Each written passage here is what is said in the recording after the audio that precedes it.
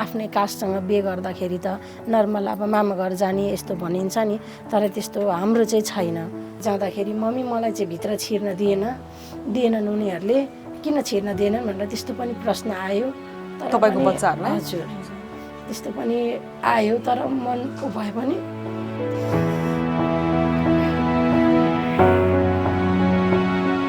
स्वीकारेन हामीलाई समाजले नै।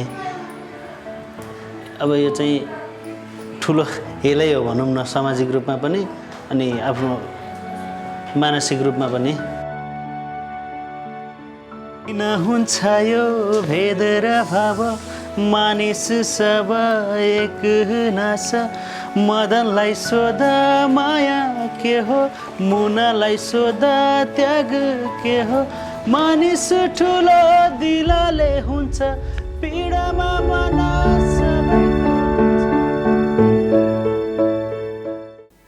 जातमा के छ? सायद केही छैन, तर परिस्थिति हेर्दा लाग्छ जातमा अझै पनि धेरै कुरा छ। जातीय विभेद उन्मूलन भन्दै नेपालमा कैयन आन्दोलनहरू भए। आजसम्म दर्जनौं अधिकारका नाराहरू लगाइएका छन्। लाखौं धनराशि, अरबौंको बजेट पनि खर्च भएको छ जातीय विभेद अन्त्यका लागि भनेर। जातीय विभेद संवैधानिक रूपमै निर्मूल भएको छ। कागजमा कोरिएका शब्द अर्थहीन हुन्छन् भन्ने त रुकुम घटनाले देखायो, जहाँ जातीय विभेदका कारण नै नवराज विक लगायतको क्रूरतापूर्वक हत्या गरियो। केही दिन छापाका पाना भरिए, त्यसपछि राज्य समाज सबैले आफ्नो कर्मकाण्ड पूरा गरे र चुप बसे।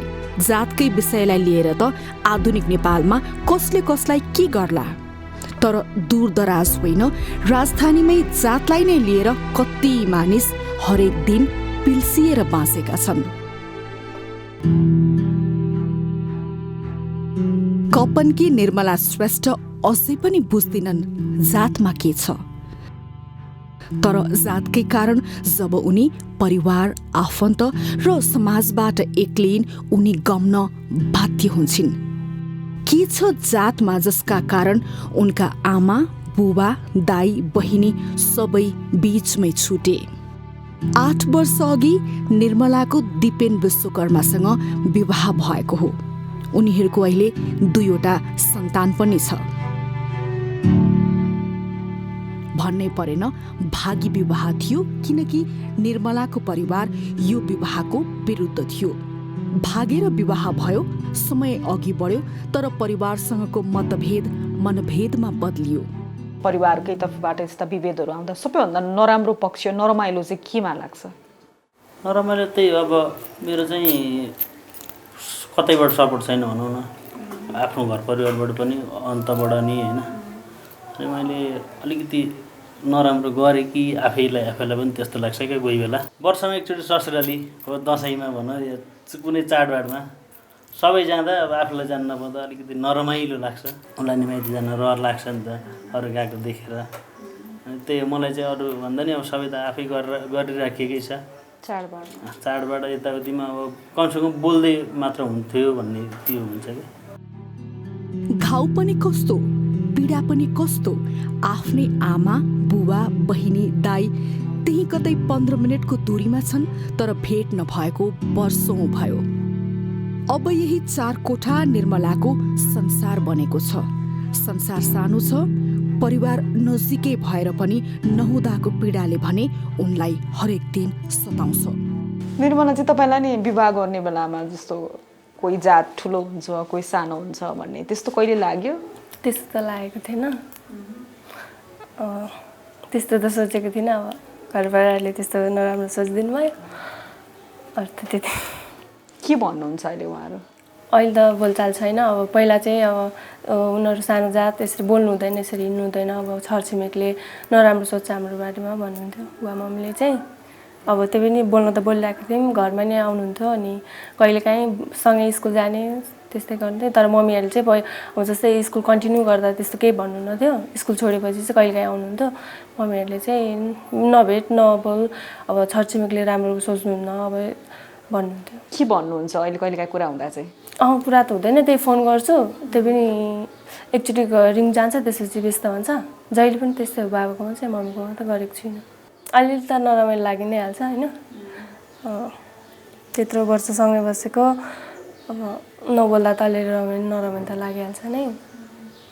सानो जात त्यो ठुलो जात घरबाट अब हामी जस्तो भाग्नुभन्दा अलिकति अगाडि पनि ठुलोबाहरूलाई दिदीहरूलाई थाहा थियो, भन्नुहुन्थ्यो कि नजा तिनीहरूसँग गइस भने हामीसँग आउनु पर्दैन नि त, हाम्रो लागि मरिस भन्नुहुन्थ्यो ठुलोबाहरूले पनि, आमाहरूले दाइहरूले।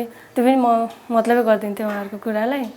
दाइहरूले नि अहिले कहिलेकाहीँ भन्नुहुन्छ इन्टरनेटमा बोल्दा पनि त्योसँग गइस अब त हामीसँग किन बोलिस् भन्नुहुन्छ। राम्रो कुरा गर्दा नि उनीहरू चाहिँ अलि नराम्रो कुरा गर्नु खोज्नुहुन्थ्यो कि। प्रयत्न नगरेकी पनि होइनन् परिवारलाई मनाउने, तर सकिनन्।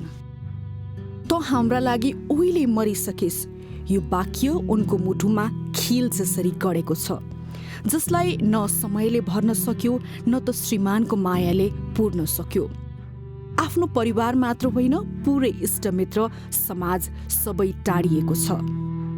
बन्द कोठाभित्र उनी आज पनि सोच्ने गर्छिन्, आखिर के अपराध गरेकी थिइन् र उनलाई यति ठुलो सजाय दिइयो। फेसबुकमा हेर्छिन्, परिवार इष्टमित्र सबै सन्चै छन्, तर उनलाई सन्चो छैन, मनको घाउ बल्झी नै रहन्छ। दिपिन विश्वकर्माको गल्ती, उनले बेजोड माया गरे निर्मला श्रेष्ठलाई।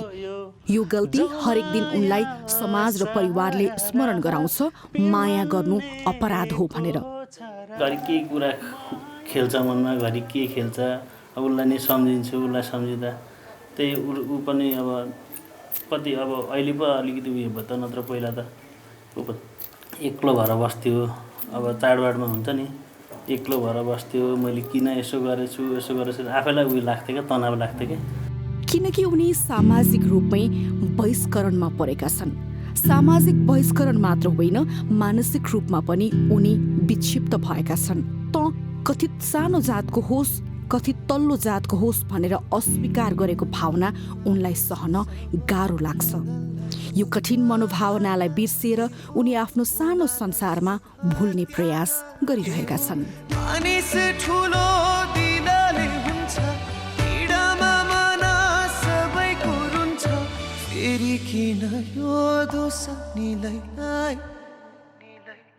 हामी कहाँ नि यो जातलाई लिएर यति धेरै आसक्ति, जातको पछाडि लाग्ने किन गरिन्छ? आसक्ति जातको पछाडि भन्दा जात त तपाईँलाई पहिचानसँग अथवा डकुमेन्टेसनसँग त चाहियो नै, तर जातसँग रहेको जुन जातको विभेदको जालो छ, जातीय निकृष्टता र उत्कृष्टताको जन्जिर छ, र त्यो जातीय जाँतोबाट पिसिएको एउटा समुदाय छ। र जातको कुरा आउने बित्तिकै, न्यायको कुरा आउने बित्तिकै, समानताको कुरा आउने बित्तिकै यो जातीय कुरा नगर भन्ने खालको अर्को पाटो। तर जात त वर्षौँदेखि त्यसको चरणबद्ध रूपमा आयो, तर जातको त्यो जालोले यसरी छोपेको छ कि त्यो त हामीले राणाकालभन्दा अगाडिको कुरा एउटा चरणको होला, जहाँ कानुनले नै मान्छेलाई जातको कारणले दमन गर्न पाउने कानुन थियो। त्यसपछि त्यसको अन्त्य भएपछि त्यसको अवशेषमा अझै रह्यो। पञ्चायतकालसम्म आइसक्दा पनि त्यसका पृष्ठभूमिसँग जोडेका धेरै कुराहरू आइ नै रहे। त्यसलाई कानुनी रूपमा सम्बोधन गर्ने, संस्थागत रूपमा सम्बोधन गर्ने कुरा टालटुले प्रयास पनि भयो। तर 46 पछाडि आएर एउटा निकै ठुलो प्रजातान्त्रिक तवरले यसलाई जातलाई समानतासँग सम्बोधन गर्ने प्रयास गर्यो, तर त्यो पनि पुगेन।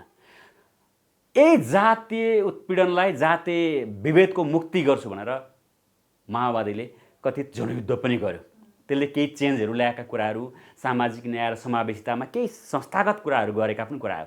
यो तुलनात्मक रूपमा विभेदका चरणहरू चाहिँ फरक छ, तर योजनाबद्ध छिटो यसलाई छिटो सकेसम्मको न्यूनीकरण गर्दै गर्दै अन्त्यको लागि हामीले प्रयास गऱ्यौँ। जातीय संरचनात्मक रूपमा दमित पीडित सासै फेर्न नपाएका समुदायहरू बिस्तारै लोकतन्त्रले सास फेर्न दिइरहेको छ। त्यस कारणले डाइभर्सिटी, डेमोक्रेसी र डेभलपमेन्टको संयुक्त प्रयासबाट मात्रै विश्वमा यो जातीय विभेदलाई हल गरिँदै समानताको अभ्यासलाई ल्याइएको छ। जातीय र वर्गीय विभेद हटाउनु पर्छ भनेर सशस्त्र क्रान्ति गरेको तत्कालीन नेकपा माओवादीको आन्दोलनलाई मच्छिन्द्र सुनारले निकै सहयोग गरे। उनलाई लाग्थ्यो यस्तै क्रान्तिले त हो नि जातीय विभेद भत्काउने। ठूला नारा भाषणमा मात्र सुन्दर सुनिने रहेछ, उनको अनुभव छ। ती नारा जीवनमा कतै लागू नहुने रहेछ। मच्छिन्द्र सम्झन्छन् विवाहको 17 वर्षपछि पनि उनी र उनकी श्रीमती सीता लुइटेलको सम्बन्धलाई परिवार समाज कसैले स्वीकारेको छैन। तपाईँ सुनार हुनुहुन्छ होइन, लुइटेल श्रीमती विवाह गर्नुभयो, के छ कस्तो खालको अवरोधहरू आयो समाजले? अब यो 17 वर्ष अगाडिको कुरा भयो, समाज त अझै पनि खोल्न सकेको छैन, त्यति बेला कस्तो कस्तो अप्ठ्यारो झेल्नु भयो तपाईँले? केही समय हामीलाई घरमा बस्न नसक्ने अवस्था पनि भयो। हामीलाई जुन मेरो श्रीमतीको पक्षबाट भनौँ अथवा चाहिँ गएर अन्तर्जातीय कारणको गर्दाखेरि अब ठुलो जात भन्ने मान्छेहरू उहाँको चाहिँ नातागोताबाट हामीलाई ठुलै समस्या भयो। हामी केही समय घरमा पनि बसेनौँ, घर बाहिर बस्यौँ र हामीलाई चौकीसम्म जानुपर्ने अवस्था रह्यो। जुन समाजको जुन एउटा चाहिँ हिजो बनाएको हिजो चाहिँ अब परम्परागत अब चाहिँ त्यो कुसंस्कारले अहिलेसम्म पनि अब चाहिँ व्यवहारमा चाहिँ कार्यान्वयन गर्दै आएको लिखित रूपमा चाहिँ होइन ठिक छ सबैजना ठिक छौँ, अब यहाँ चाहिँ हामी त्यस्तो छुवाछुत छैन अथवा चाहिँ विभेद छैन भने तर व्यवहारको रूपमा गर्दाखेरि चाहिँ तपाईँको चाहिँ कुनै न कुनै कारणले विभेद देखाउने र हामी पनि तपाईँको आज तपाईँको विवाहको 17 वर्ष भइसक्यो होइन, आजसम्म हामी ससुराली गएको छौँ। अन्तर्जातीय विवाह गर्दा डर लागेन अब म पनि यसरी बहिष्कृत हुन्छु होला घरबाट, घरले मलाई अपनाउँदैन भन्ने डर थियो कि थिएन? त्यो सुरुमा त अब त्यतिखेर त अब रिलेसन भइसकेपछि माया बसिसकेपछि होइन, खासै अब हामीले चाहिँ आफ्नो मात्रै सोच्यौँ नि त त्यतिखेरको उमेरमा, अलि आफ्नो मात्रै भविष्य सोच्यौँ।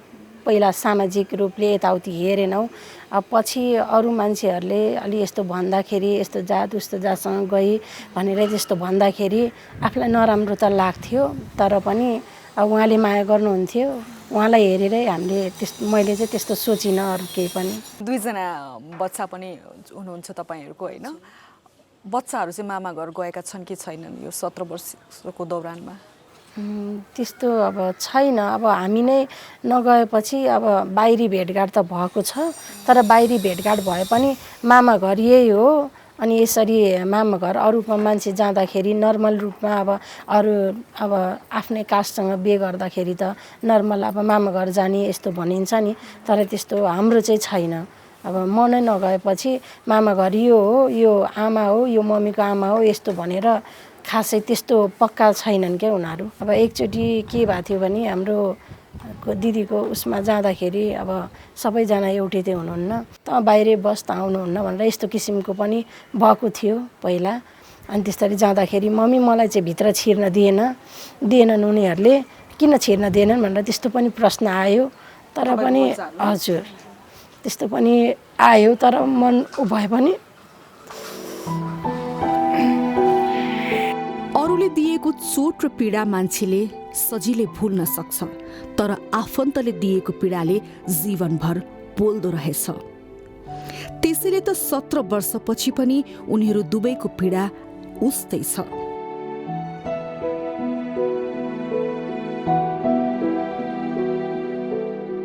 प्रश्न सीता र मच्छिन्द्रको विवाहलाई स्वीकारिएन भन्ने होइन, प्रश्न हो कसरी दुई परिपक्व मानिसको विवाहलाई अपराध तुल्याउन समाज लागि परेको छ भन्ने। जातीय छुवाछुत विभेद अन्त्य गर्न भनेर नेपालमा धेरै आन्दोलन भए, हजारौं सेमिनार गोष्ठी छलफल चलाइए, तर परिस्थिति 20को 19 मात्रै छ। दैनिक रूपमा आफ्नो काम कारवाही गर्दा नि होइन, तपाईँ आफ्नो पेसा व्यवसाय पनि छ, यो जातकै आधारमा कस्तो कस्तो खालको विभेद हुन्छ अझै पनि हाम्रो समाजमा? के भोग्नु भएको छ? जुन देखावटी रूपमा एउटा छ भने जुन असली रूपमा भित्री रूपमा हुन्छ, बाहिर देखाउने र देखिने रूपमा यी चिज फरक छन्।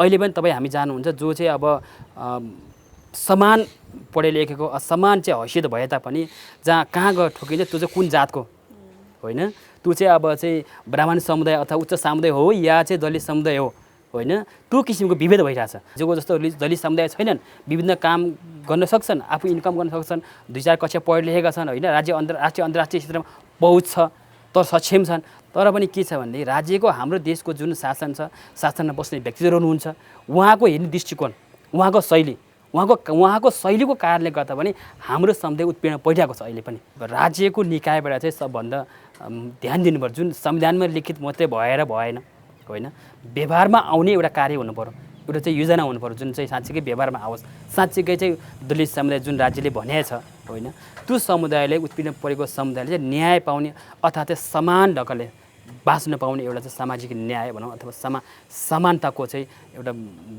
बस्नुपर्ने बातमा चाहिँ भन्नुपर्ने हो। परिवारले अन्तर्जातीय विवाह अस्वीकार गर्नुमा समाजको डर मुख्य कारण मानिन्छ।